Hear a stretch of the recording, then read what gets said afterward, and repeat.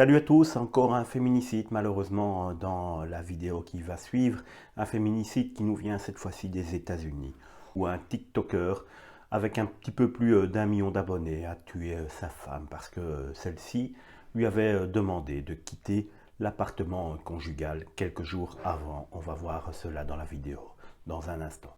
Comme je viens de vous le dire, donc une vedette américaine de TikTok suivie par près d'un million d'abonnés sur la plateforme chinoise est accusée d'avoir tué son ex-épouse et un homme avec qui elle se trouvait a plaidé non coupable ce lundi à San Diego lors de son audience.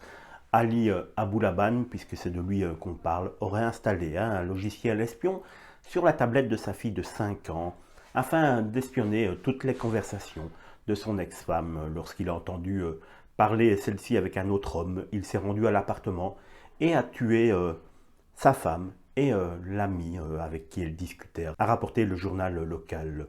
Toujours en possession de l'arme, le TikToker est allé chercher sa fille à l'école comme si rien ne s'était passé, a fait savoir la procureure du district, Taryn Jessica Brast. Il ne venait pourtant que tuer la mère de son enfant. Les détails ont été révélés lors de la comparution devant la Cour supérieure du comté de San Diego ce lundi. Comme je vous l'ai dit, Ali Aboulaban a plaidé non coupable des deux chefs de meurtre.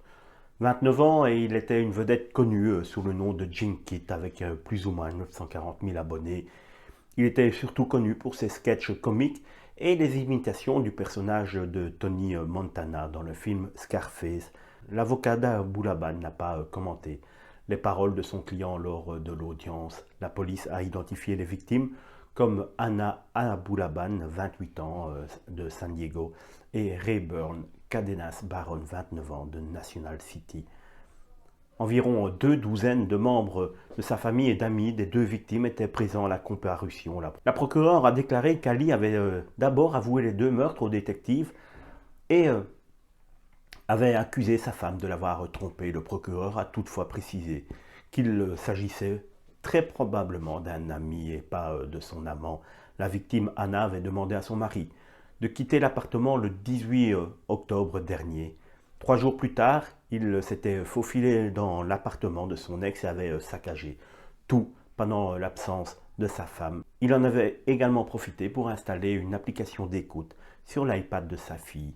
Et c'est sur cette application qu'il a entendu sa femme discuter avec probablement juste un ami. Encore un acte tout à fait délibéré d'un malade mental, d'un homme qui ne supportait pas que sa femme ne voulait plus tout simplement de lui.